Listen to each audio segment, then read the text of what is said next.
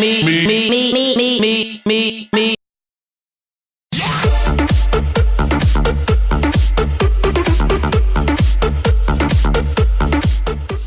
улсын хурал элдв хуулийн заалтуудыг өөрчлөхдөө бараг үргэлжил ухарч буцах тал руу нь оруулж байдаг. Зам талбайгаа хангалттай бариагүй байж тэгвэл ингэж торгоно, энгүүл тэгж ирэх асна гэх мэт. Аргач байх л да. Толгойд нь цаг үргэлжил мөнгөргөлдөж, яавал хэдэн дөрөг болох уу, яавал аятайхан хор найруулж байгаад сай дарга болчих гэсэн түн бодол мянган санаа уралдуулж суух юм хойно аливаа ямиг нухстай бодно гэж байхгүй л те. За жишээ нь замын хөдөлгөөний дүрм гэж нэг юм байна. 40 жилийн өмнө ч юм дээ УАЗ фургон хөшөлтөж, ПАЗ кароса автобуснууд хөндлөсөж байх тэрэл үед хотод 60 км, хөдөөд 80 км/цагийн хурдтай явах ёстой гэх дүрм гаргасан. Тухайн үеийн фургон 69 бол ёстой тохирсон хурд.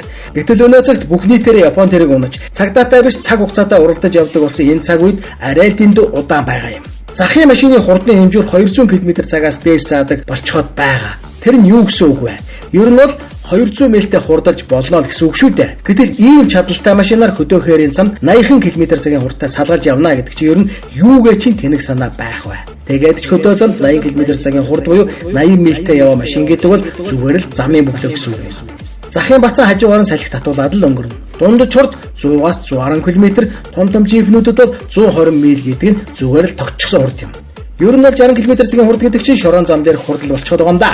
Дарга нар өөрсдөө хөдөө гадаа явахдаа өмнөө гүүпер дэрэг дахиулж 120-аас 140 км/цагийн хурдтай явах мөртөө жирийн биднийг 80 км/цагаас илүү хурдалж болохгүй гэдэг нь одоо юу гэж байгаа юм да.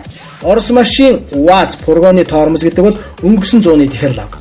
Одооны машинуудын тоормос нь ширүүхэн гişгүүл сандлаас мань хохолж нусыг мань сугартал зуурдаг тийм технологийн цаг үед 80 км/цагийн хурдчтай мэдхгүй. Мэдхийн цаагаар мэдэж байж зориуд биелүүлэхгүй темпог сонгож авч батлаад байгаа болохоор л хуулийг өрн зөрчих гэж л гаргадаг юм шүү дээ гэсэн хэлцүүд гараад байна.